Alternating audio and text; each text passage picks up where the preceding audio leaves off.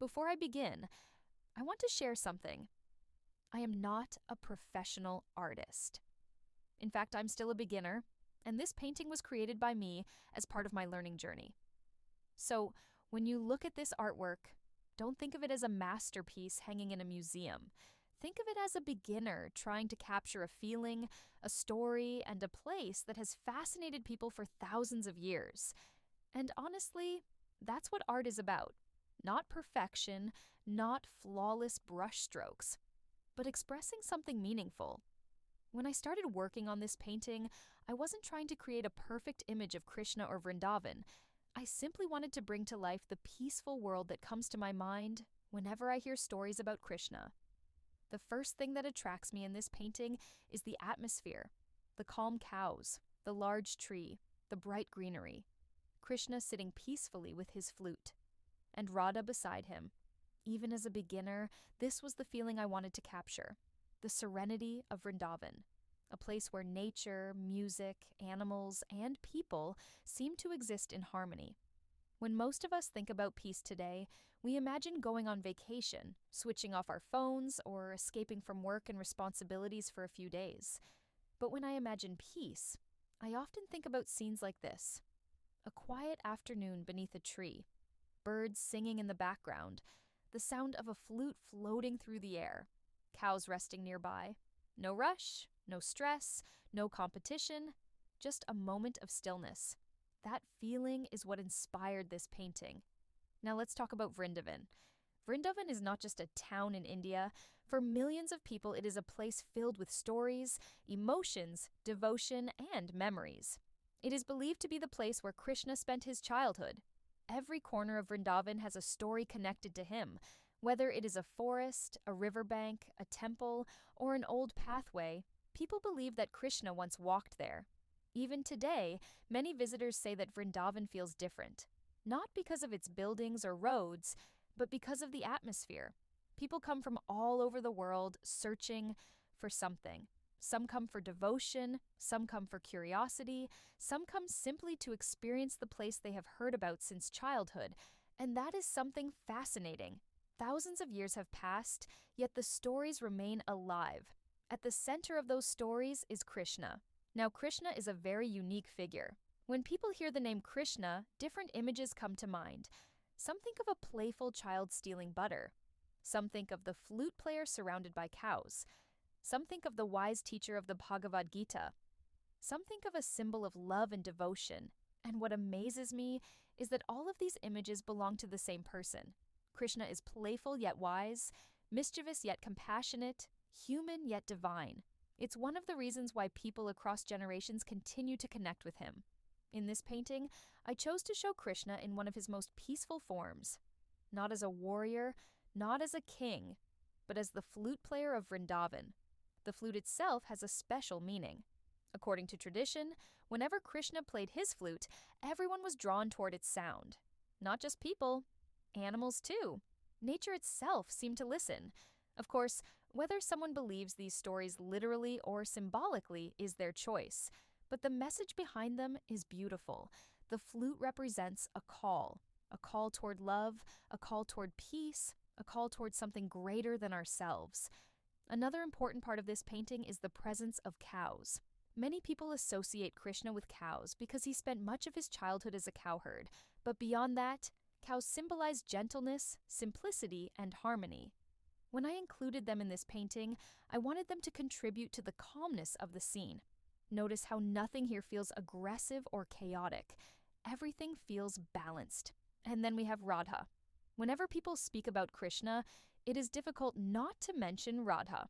Their relationship has inspired poets, musicians, dancers, writers, and artists for centuries.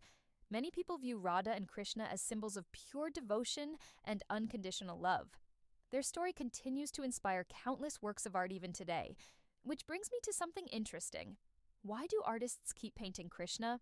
Why do musicians keep singing about him? Why do writers keep writing about him? Why do filmmakers keep creating stories about him?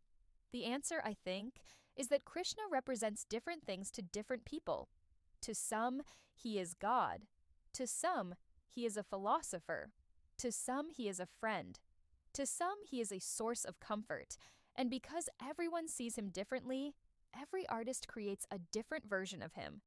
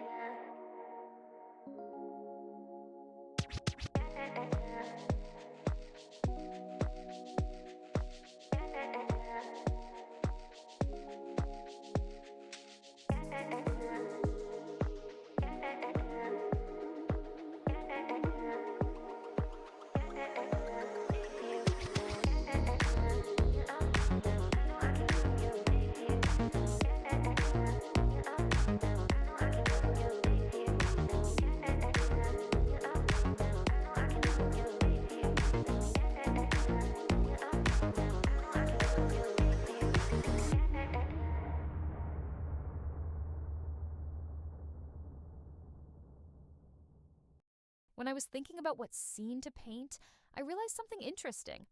Most people know Krishna through famous stories: the lifting of Govardhan Hill, the Bhagavad Gita, the Battle of Kurukshetra. But when I think of Krishna, I often imagine a much quieter moment. A moment like this: a peaceful afternoon in Vrindavan.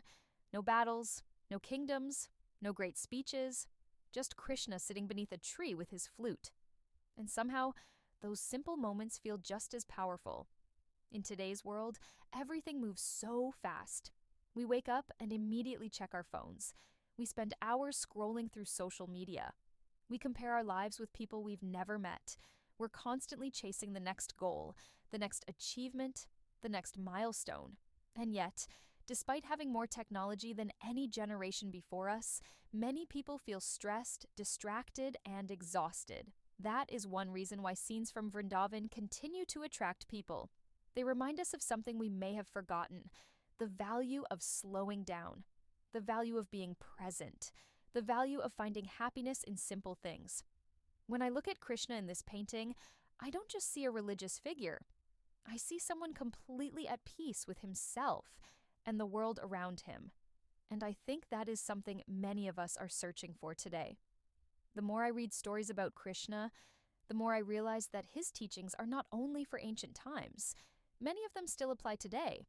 For example, Krishna teaches us not to become attached only to results. Imagine how different life would feel if we focused more on doing our best and less on worrying about outcomes. Students worry about grades, professionals worry about promotions, business owners worry about profits, content creators worry about views. Everyone is worried about results. Yet Krishna's message reminds us that effort is within our control, but outcomes are not always within our control. I think that's a lesson all of us need to hear. Another reason I wanted to paint Krishna is because his personality feels surprisingly relatable. He isn't shown as a distant figure who is impossible to understand.